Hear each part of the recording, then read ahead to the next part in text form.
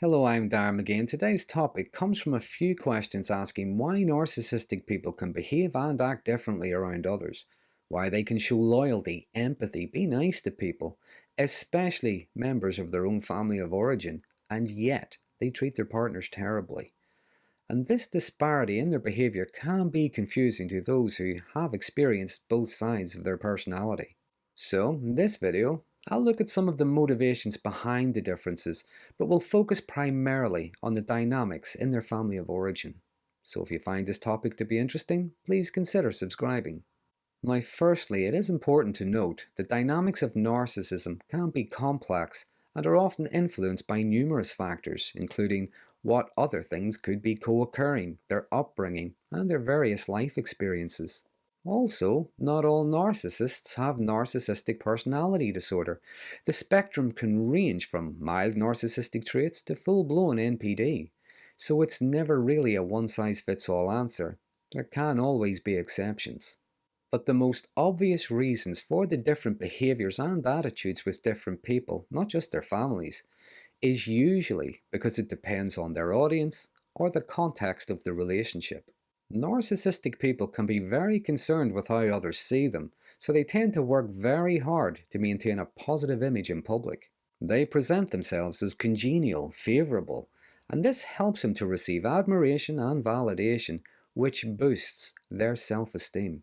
So they might volunteer for community events, charity events, lend a helping hand here and there, be very generous to other people.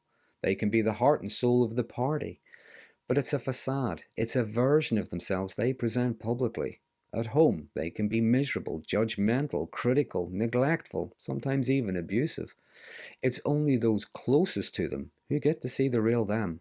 And when they seem caring and show empathy, it's usually because there's something in it for them. Now, they could be trying to ingratiate themselves into someone's company, or maybe try to develop a new relationship with someone. But the care, the kindness, attention generally doesn't last as the relationships develop. Sooner or later, their true nature emerges.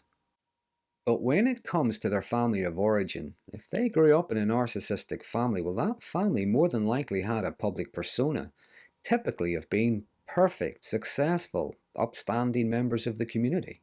Narcissists tend to believe themselves to be perfect. Perfect parents have perfect children, and perfect people come from perfect families. So even as adults, children from narcissistic families tend to be extensions of their parents and of each other. Even if there is competition between them, as there often is, the family status, achievements, public image helps reinforce their sense of superiority and self-worth. Now, they might feel superior if they have perhaps a better paying job or a bigger house than one of their siblings, but they do still get validation from being seen as close and caring. Or they can feel envy if the sibling is more successful or popular than them, but they feed off their success through association.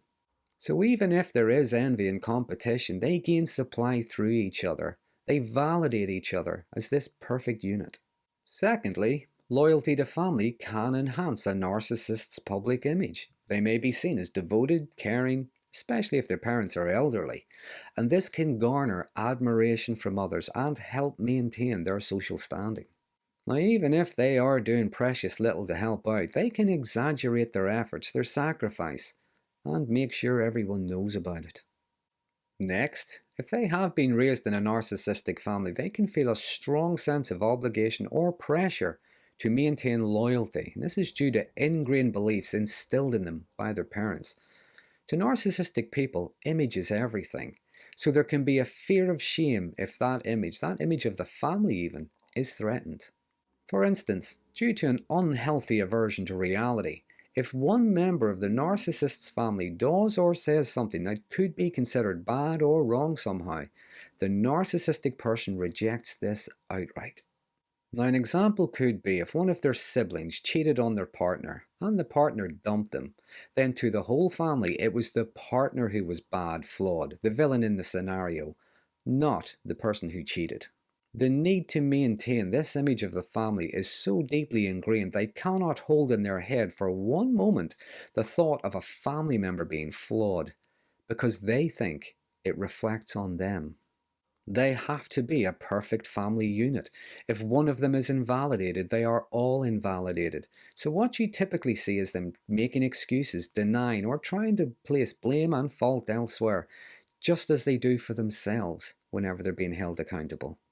So there are some of the reasons why narcissists can seem very loyal to their families and to others. But what is the difference when it comes to their partner and their own children? Well, firstly, they already have the partner's attention on some level.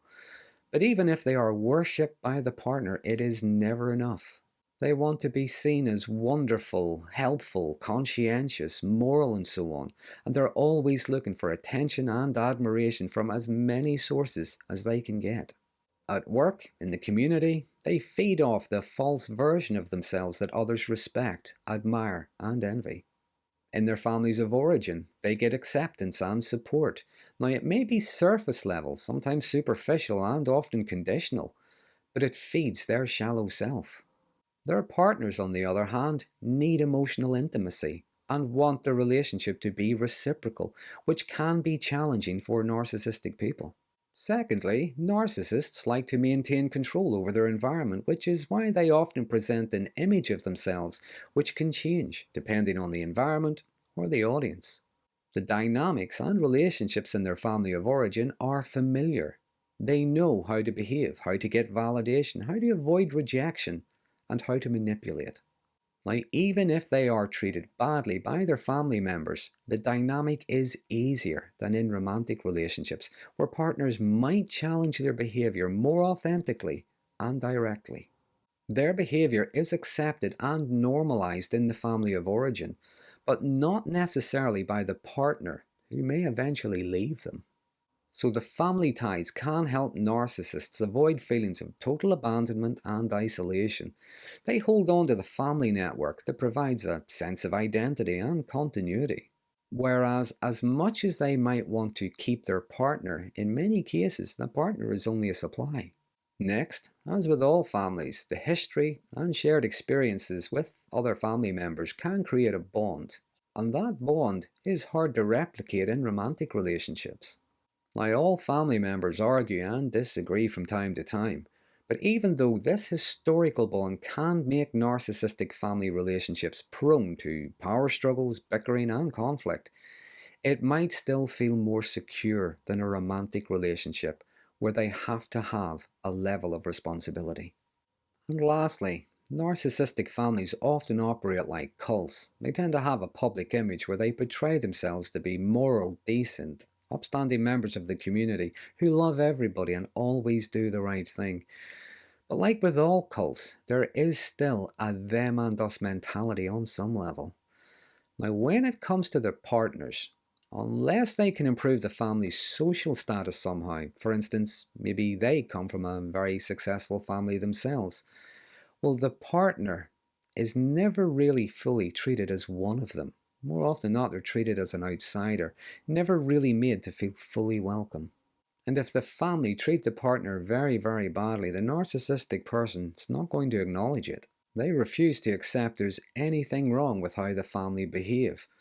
Remember, to validate the partner would mean they have to invalidate their family and therefore invalidate themselves. As I said earlier, they can't hold in their head a single moment the thought of any kind of flaw or wrongdoing on the part of their family. Reality can lead to a narcissist feeling exposed and threatened, which is why it's often rejected.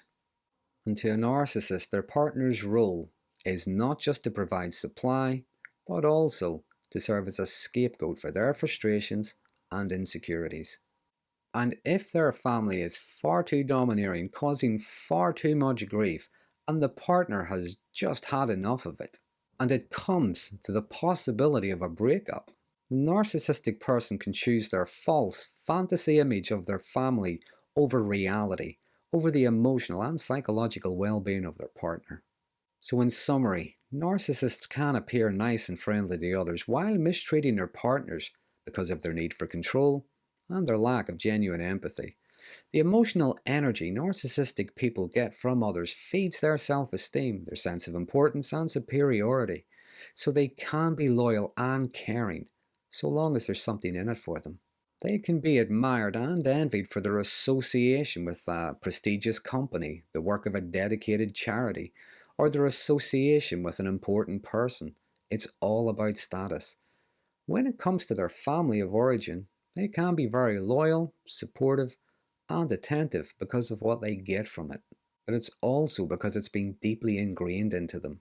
But the intimacy and vulnerability that is required in a close relationship can trigger a narcissistic person's deep-seated insecurities, which is why their partners are often treated differently, because emotionally they are the closest to them and pose the greatest threat to their fragile self-esteem. So that's just a few reasons why narcissistic people treat their partners differently from those in their family of origin, or indeed other people. But as always, if there's anything I've missed, please use the comment section below, or some interesting conversation start from these videos.